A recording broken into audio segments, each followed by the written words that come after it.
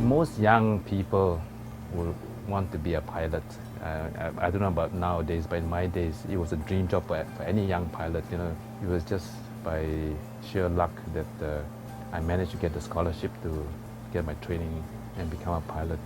I officially joined Singapore Airlines January 25th, 1964. It was my dream job.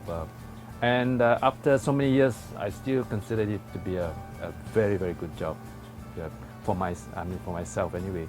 Among ourselves, it is really a matter of professional pride that you can actually, you're good enough to fly this aeroplane. It's much heavier and bigger, so you have to be concerned about the momentum, the inertia of the aeroplane, and the number of passengers you've got to take care of, and the just added responsibility of more people to take care of and the crew.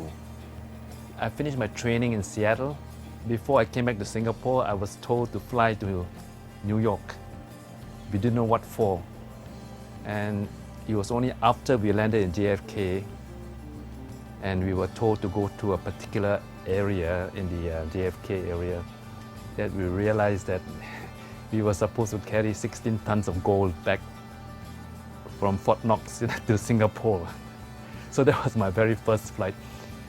The 747, of course, is all using hydraulic power.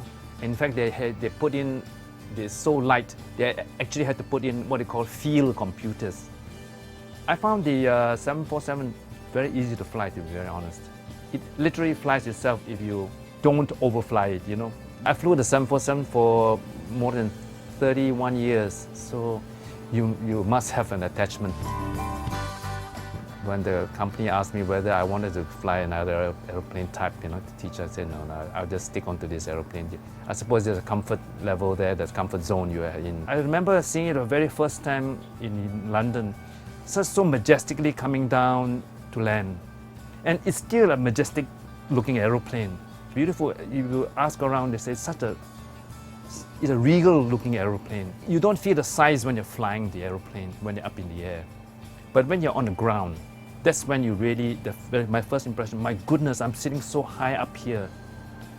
And when you're taxiing in the busy airports, you really did have a kind of a sense of superiority because you're sitting so high up in the aeroplane and you're trying to maneuver aeroplane in a very, very busy airport.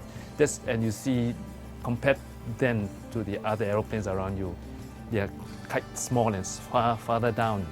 So you do have in that way you feel kind of a sense of superiority, I suppose. I feel sad that the 747 is retiring because it is a beautiful aeroplane. Aesthetically, it is beautiful. The 747 has served Singapore Airlines well, and hopefully I have done so as well. Maybe it's good time. I'm retired, so my favorite aeroplane is also retiring. Both of us, like heroes on a train, is it? Waving goodbye in the sunset.